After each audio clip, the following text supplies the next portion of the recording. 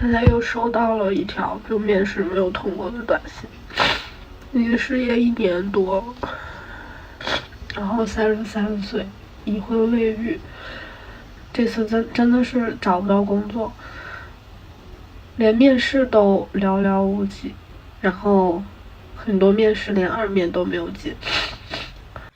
我觉得我的人生现在是陷入了绝望。A woman who is currently unemployed revealed that she hadn't had any contact with the outside world for over a week. She candidly expressed that the current employment situation in China is challenging.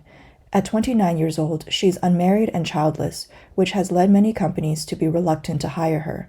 Despite having 6 years of work experience, she laments feeling less desirable than a recent graduate, causing her great anxiety. Many might scoff at a monthly salary of 2,000 yuan, thinking, how can wages be this low? That's because you haven't experienced life at the very bottom level. The woman shared that the prevailing wage in most cities currently ranges between 1,000 to 2,500 yuan, equivalent to 137 to 342 US dollars. According to the latest statistic on April 1st from the Ministry of Human Resources and Social Security, only 15 regions have a minimum monthly wage of 2,000 yuan, approximately 274 US dollars or more, with Shanghai leading at 2,590 yuan, approximately 354 US dollars. Dongguan's minimum wage stands at 1,900 yuan, around 260 US dollars per month.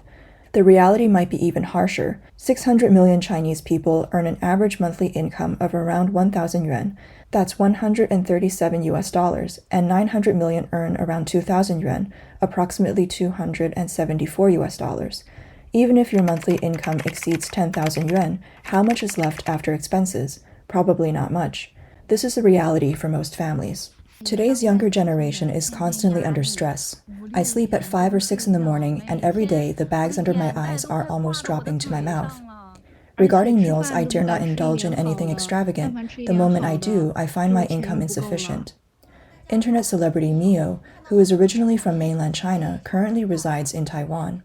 Recently, Mio shared a conversation she had with a friend in China who expressed her struggles to make ends meet and lamented being afraid to buy a good meal.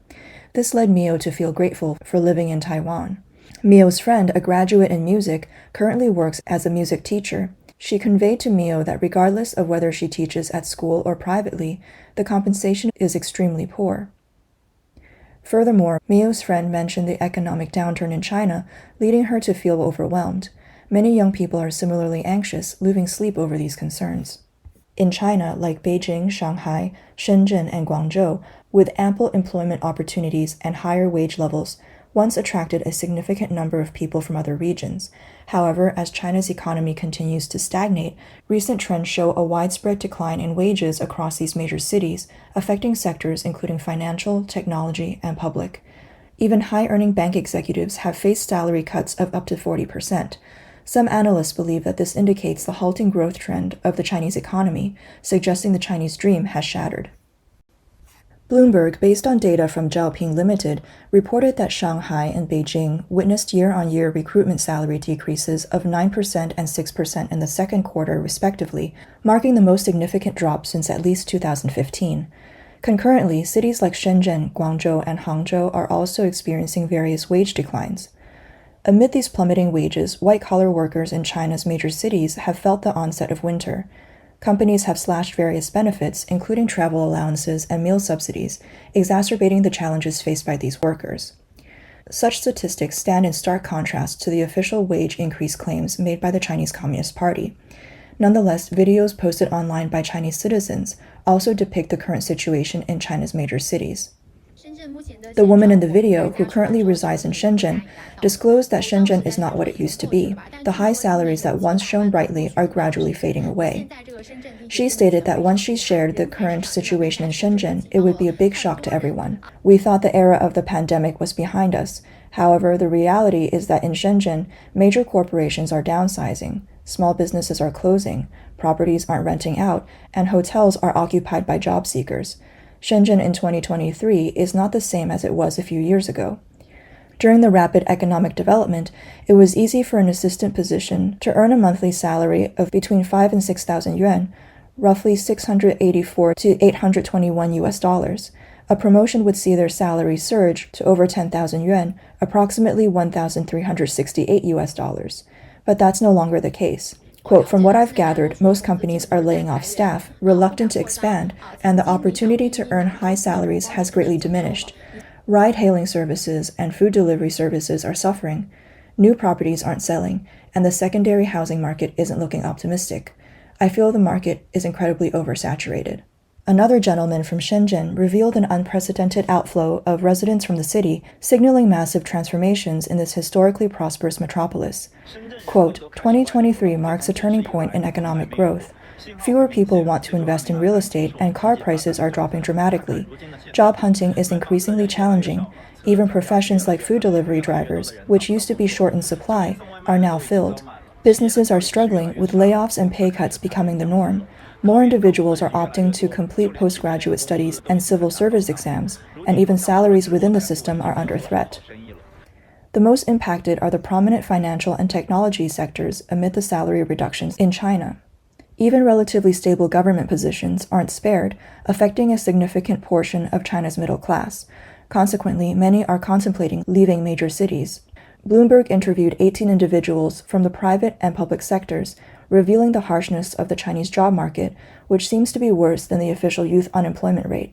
White-collar workers are increasingly concerned about job security and personal expenditures. Even though there's rising discontent among workers of all age groups, many still accept substantial pay cuts, reduced benefits, and working longer hours for job security. A university recruitment officer in China commented, quote, graduates from 2022 and 2023 are finding it challenging to secure jobs. Even after the pandemic subsided this year, the employment situation seems worse than in previous years. Many firms are cutting back, including the once thriving internet industry, which transitioned from expansion to maintaining the current workforce. The layoff wave in China's internet sector began in 2022 and persisted. Reuters reported that amidst stricter government regulations, repeated pandemic outbreaks, and China-US tensions, big Chinese corporations' profits are below expectations, leading to recurring layoffs. Mainland Chinese media reports that Alibaba, Tencent, and Kuaishou collectively reduced their workforce by 16,901 people in the first half of this year. Alibaba's annual staff decreased by about the same number last year, with 11,000 people in the first half of this year alone, marking a record decline. A recruiter in the technology sector in Shanghai shared with Bloomberg that many laid-off employees are willing to accept a new job at a pay cut of up to 50%. Employers, meanwhile, have become more conservative in offering raises and promotions. The CCP's stringent pandemic measures over the past 3 years slowed down the economy, putting additional pressure on the already tight corporate budgets. On top of dwindling profits, many businesses are now forced to comply with the government's push for common prosperity, which involves salary caps, pay cuts, and reduced benefits. For instance, CITIC Securities, a top Chinese investment bank, slashed the base salaries of some senior employees by 15%. CICC, on the other hand, mandated its senior staff to fly economy class and choose only the cheapest train tickets. Eason, a business manager at a commercial bank in Shanghai, experienced a 10% salary cut despite his outstanding performance and the company's double-digit growth last year. He remarked, quote, while the authorities encourage increased household consumption, on one hand, they're also imposing pay cuts and caps. Maintaining salary stability in financial institutions is becoming a challenge. A senior executive at a Hong Kong bank that does business with mainland clients noted that due to the reduction in bonuses, employee morale has suffered, implying that China's financial sector is lying down, that is, it's unmotivated and passive. A manager from a new media company in Hangzhou disclosed that a third of their staff were laid off over the past 3 years, with more expected in the future. Quote, before the pandemic, our goal was to go public, said Mr. Huang. Now the consensus is to seize any opportunity to survive. Entrepreneurs of small and medium-sized enterprises are even more pessimistic. Several have recently told the New York Times about their dwindling confidence in China's economic and national future. One car parts wholesaler mentioned a 15% year-on-year revenue drop in the first half of the year, with 2 of his 4 stores closing. He shared, everyone around me is clueless about the next step. I once believed our nation would only get better. The New York Times interviewed Sun Junli, the owner of a chain of coffee shops. She benefited from China's economic boom over the past decade, escaping poverty and becoming wealthy by opening clothing stores and restaurants. In 2018, her income reached $8 million, a prime example of realizing the Chinese dream. However, Chinese banks later started to limit loans to small businesses. The outbreak of the pandemic further deteriorated her business situation. By November 2020, she had accumulated debts of $1.5 million. Unable to repay her loans, she was blacklisted as a defaulter in 2021. Employees in China's so-called new economy sectors have also been affected. According to a survey, in industries like electric vehicles, batteries, and solar and wind energy, the average salary for new employees in June dropped 3.6% year-on-year, down to 13,755 yuan, about $1,882. This is the most significant decrease since 2015. Amidst challenging times for private enterprises, many job seekers from the mainland have been flocking to take civil service exams and applying for public institution positions in recent years, hoping to find stability within the CCP system. However, even these traditionally guaranteed stable jobs are showing signs of strain. Bloomberg's interviews with 10 local government officials revealed that the Chinese government is cutting many employees' bonuses, cash allowances, and base salaries. A report from Caixin Media shows that in the first half of 2022, civil servants across China experienced waves of salary cuts, with reductions averaging 20 to 30%.